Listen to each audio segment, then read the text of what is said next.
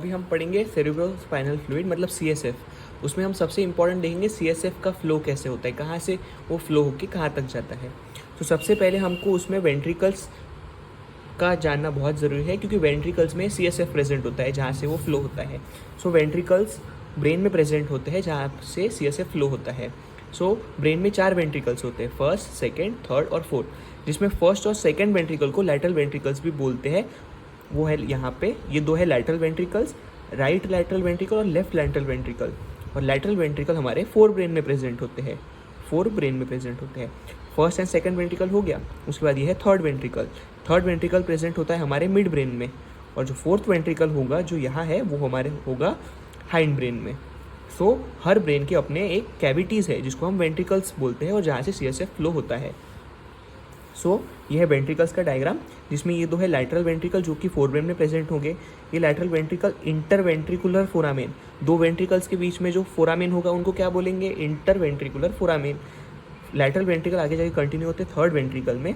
Third ventricle आगे जाके एक ट्यूब में पास होते हैं, उसको बोलते हैं सेरेब्रल एक्विडक्ट, जो कि मिड ब्रेन में ही प्रेजेंट होता है।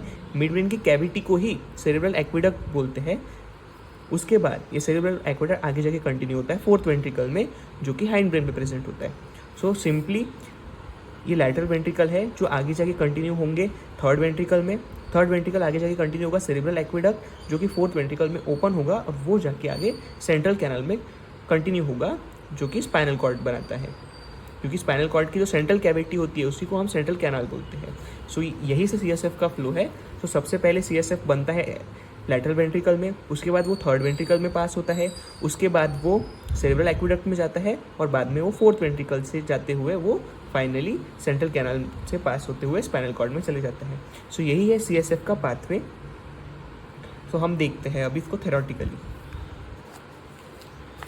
सो यही है थेरोटिकल एक्सप्लेनेशन कि CSF जो है वो कि क्या है, मॉडिफाइड टिश्यू फ्लूइड। ये टिश्यू से निकलता है, ब्रेन के टिश्यू से निकलता है। ये कहाँ प्रेजेंट होता है, वेंट्रिकुलर सिस्टम ऑफ ब्रेन्स में, और ये जाके और कहाँ सर्कुलेट होता है, ब्रेन और स्पाइनल कॉर्ड में।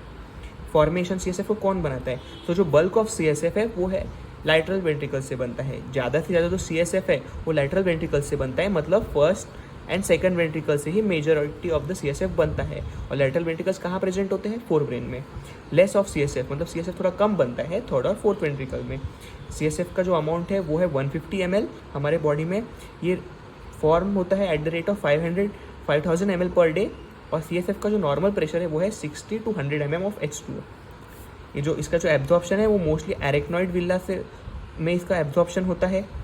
इसका जो फंक्शन है, CSF का फंक्शन क्या क्या होता है, ये डिक्रीज प्रेशर करता है डेलिकेट नर्वस टिश्यूज़ पे, ये नरिश करता है नर्वस टिश्यू को, ये कुशन करता है ब्रेन को, ये ब्रेन को ग्लूकोज और ऑक्सीजन भी प्रोवाइड करता है।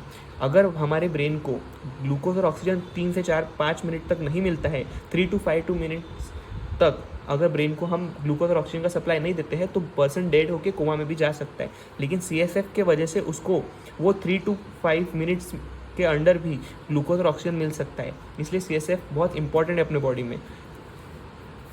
उसके बाद है सर्कुलेशन ऑफ CSF का सर्कुलेशन कैसा था हमने इंट्रोडक्शन में ही देखा है। सबसे पहले CSF कहाँ बनेगा, लैटरल वेंट्रिकल्स मतलब फर्स्ट एंड सेकंड वेंट्रिकल में। फिर वो इंटरवेंट्रिकुलर फोरामेन से होके कहाँ जाएगा, थर्ड वेंट्रिकल में। थर्ड वेंट्रिकल से कहाँ जाएगा, सेरेब्रल एक्विडक्ट में। सेरेब्रल एक्विडक्ट से कहाँ जाएगा, फोर्थ वेंट्रिकल में। और फोर्थ वेंट्रिकल से वो सेंट्रल कैनाल में जाएगा, जो कि आगे जाके स्पाइनल कॉर्ड में कंटिन्यू होगा।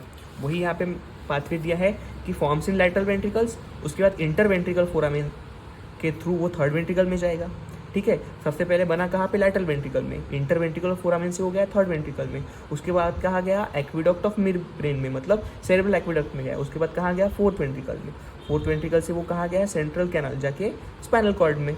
या फिर ये उसका एक पाथवे हो गया। दूसरा पाथवे क्या है, वो 3 अपर्चर्स से भी जा सकता है। एक तो वो सब एरिक्नोइडल स्पेस से जाके स्पाइनल कॉर्ड में जा सकता है और वहाँ वो वेन्स में जाके सर्कुलेट हो जाएगा।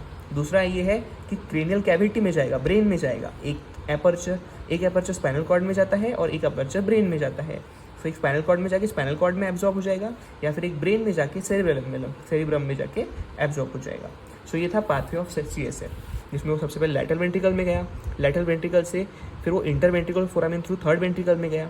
थर्ड वेंट्रिकल से वो सेरेब्रल एक्विडक्ट से होते हुए फोर्थ वेंट्रिकल में गया, और फोर्थ वेंट्रिकल से वो स्पाइनल कॉर्ड में चला गया या फिर वो ब्रेन में चला गया। सो ये था CSF। लास्ट में हम इसके पढ़ेंगे क्लिनिकल एनाटॉमी। क्लिनिकल एनाटॉमी में हम पढ़ेंगे लंबर पंक्चर, लंबर वर्टिब्री को पंचर करके भी हम CSF को ट्रेन कर सकते हैं।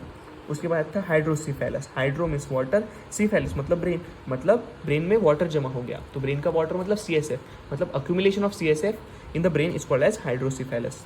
तो ये था CSF का पाथवे।